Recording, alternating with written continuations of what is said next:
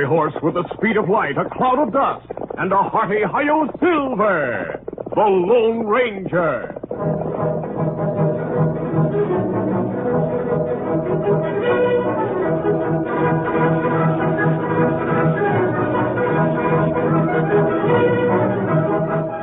This is the story that tells how Tonto once saved the Lone Ranger.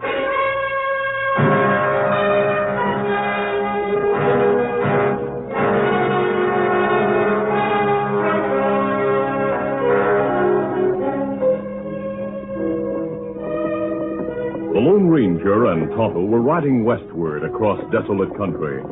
They were looking at the tracks of a wagon train when suddenly a thin young man stepped from behind a big boulder. He held a rifle to his shoulder and shouted, "Right in or I'll shoot." That's it.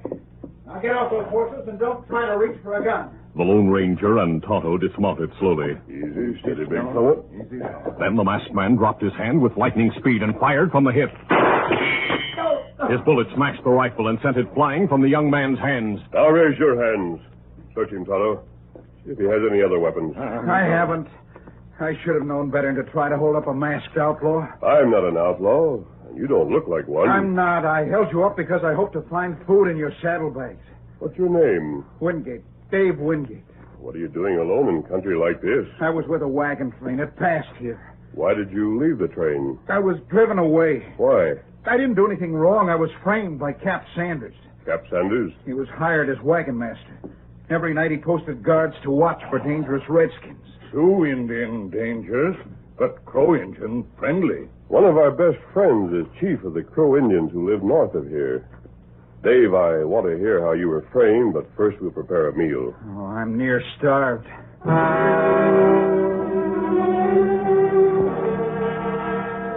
During the meal, Dave told about being on guard duty during a dark night when he saw two men sneaking beyond the circle of wagons. So I followed them. They met a third man, and I got close enough to hear their voices.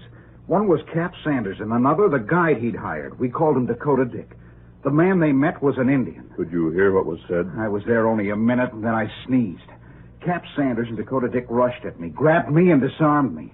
They were raving mad. What about the Indian? He disappeared. Dakota Dick wanted to shoot me, but Sanders said that'd be hard to explain. He said he had a better way of getting rid of me. They took me to camp, roused the men, and accused me of sleeping on guard duty. I wonder why they wanted to get rid of you. I don't know. Unless they thought I overheard something they wanted kept secret. Did you? No. The Indian jabbered something I couldn't understand, and Sanders told him to mosey along. Mosey along? Yes, he said, "Mosey along, you inch, and walk on." It sounded odd. That's why I remembered it. Oh, maybe him talk Sioux Indian language. Maybe him say, "Mosey on, you Indian, walk on." Well, that's it. Sanders told the Indian to make an attack at a landmark known as Medicine Rock. Oh, Medicine Rock? The wagons are supposed to reach there tonight. And Sanders is working with Sioux Indians to attack the pioneers. They must be warned. I'll try to overtake the wagons. You go with you? No, Tonto, I'll make better time alone. You stay with Dave. Easy, steady, big fella. Come on, Silver!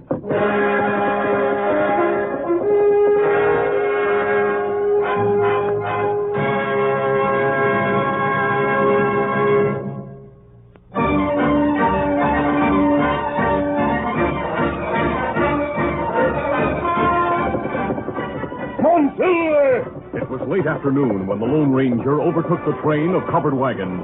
He drew abreast of the first one in the line. Easy, Silver, easy. And shouted to the driver. Frisbee! Are you Jim Frisbee? Yes, you're masked. No time to explain the mask now. There may be an ambush ahead. Stop the wagons while I tell you about it. Stop the wagons! The wagons were halted at the foot of a long hill.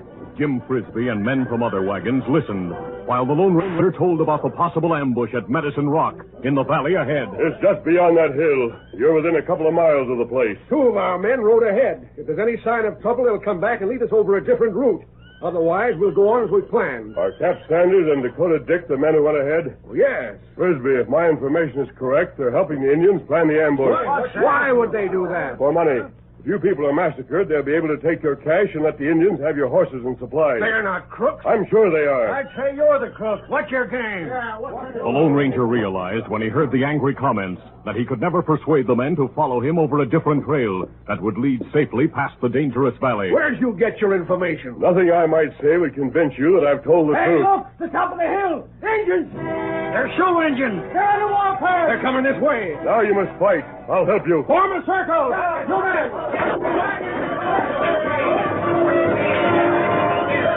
As the Indians rode down the long hill, the Lone Ranger helped the pioneers quickly move the wagons into a tight circle. Then the gunfire started. The savages, who greatly outnumbered the pioneers, circled around the wagons, firing from the backs of their horses. The Lone Ranger fought at the side of Jim Frisbee. The first attack was driven off. The Indians withdrew to the hilltop. The Lone Ranger watched them through binoculars, then said, Frisbee, look through these glasses.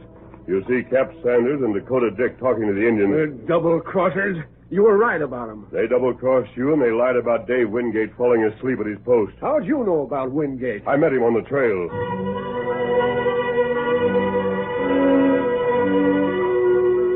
During the lull in battle, the Lone Ranger told how he had met Dave Wingate and learned of the attack. Then the Indians near the hilltop, out of gun range, showed signs of activity. They're starting another attack. We've used more than half our ammunition. Get set, boys. We'll go down fighting. Here they come. Every man inside the circle of wagons knew that the end was near. Make every shot count. The Indians knew it, too. They felt that victory was in their grasp, when suddenly new war cries sounded from the north. Look over there. More Indians coming. Those are friendly Indians. They're members of a Crow tribe. You mean they're on our side? Yes, Tonto's riding beside the chief. And there's Dave Wingate. Boys, we're saved. Never mind sparing the ammunition. Let them have it.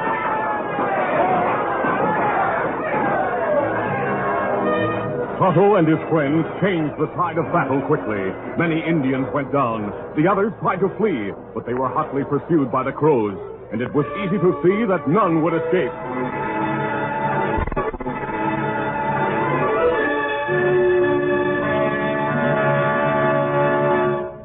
That night, in the light of campfires, Jim Frisbee told the pioneers how Dave Wingate had been unfairly punished. And, men, I say every one of us owes his life to Dave. That's right, Jim. I didn't do anything. We owe our lives to Tonto, the Lone Ranger. Hail Silver! Away!